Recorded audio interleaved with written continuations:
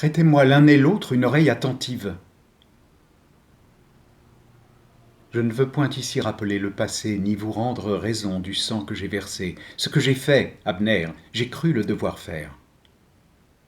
Je ne prends point pour juge un peuple téméraire, quoique son insolence ait osé publier, le ciel même a pris soin de me justifier. Sur d'éclatants succès, ma puissance établie a fait jusqu'aux deux mers, respecter Athalie. Par moi, Jérusalem goûte un calme profond.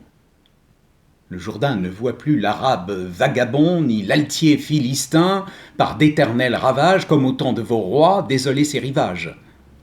Le Syrien me traite et de reine et de sœur, enfin de ma maison, le perfide oppresseur qui devait jusqu'à moi pousser sa barbarie. J'ai eu. Le fier, j'ai eu, tremble dans Samarie.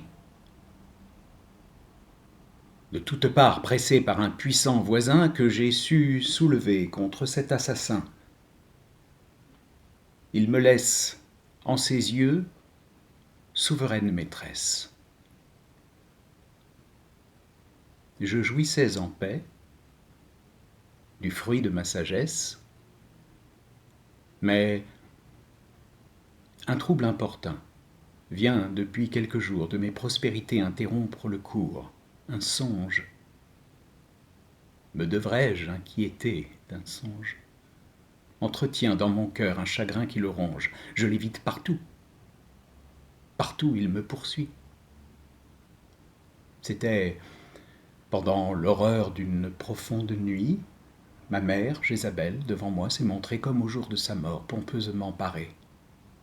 Ses malheurs n'avaient point abattu sa fierté, même elle avait encore cet éclat emprunté dont elle eut soin de peindre et d'orner son visage pour réparer d'aisant l'irréparable outrage. Tremble, m'a-t-elle dit, fille digne de moi. Le cruel Dieu des Juifs l'emporte aussi sur toi. Je te plains de tomber dans ses mains redoutables, ma fille. En achevant ces mots épouvantables, son ombre vers mon lit apparut se baisser, et moi je lui tendais les mains pour l'embrasser, mais je n'ai pu trouver qu'un horrible mélange d'os et de chair meurtrie, et traîner dans la fange des lambeaux pleins de sang, et des membres affreux que des chiens dévorants se disputaient entre eux. Grand Dieu! Dans ce désordre, à mes yeux, se présente un jeune enfant, couvert d'une robe éclatante, telle qu'on voit des Hébreux les prêtres revêtus. Sa vue a ranimé mes esprits abattus. Mais lorsque revenant de mon trouble funeste, j'admirais sa douceur, son air noble et modeste, j'ai senti tout à coup un homicide acier que le traître en mon sein a plongé tout entier. De tant d'objets divers, le bizarre assemblage, peut-être du hasard, vous paraît un ouvrage. Moi-même, quelque temps honteuse de ma peur, je l'ai pris pour l'effet d'une sombre vapeur. Mais de ce souvenir, mon âme possédée a 2 fois, en dormant, revu la même idée. 2 fois, mes tristes yeux se sont vus retracer ce même enfant, toujours tout prêt à me percer.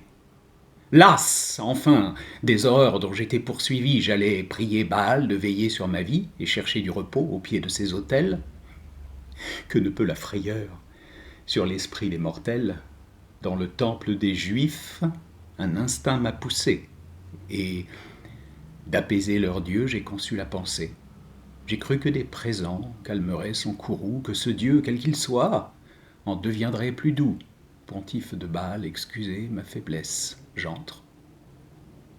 Le peuple fuit, le sacrifice cesse, le grand prêtre vers moi s'avance avec fureur pendant qu'il me parlait. Ah, surprise!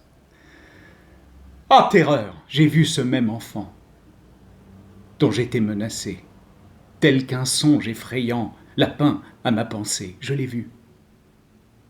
Son même air, son même habit de lin, sa démarche, ses yeux, et tous ses traits, enfin, c'est lui-même! Il marchait à côté du grand prêtre, mais bientôt À ma vue, on l'a fait disparaître. Voilà. Quel trouble, enfin, m'oblige à m'arrêter. Et sur quoi j'ai voulu, tous deux, vous consulter. Que présage m'attend ce prodige incroyable, ce songe et ce rapport. Tout vous semble effroyable. Mais cet enfant fatal, Abner, vous l'avez vu? Quel est-il? De quel sang? Et de quelle tribu?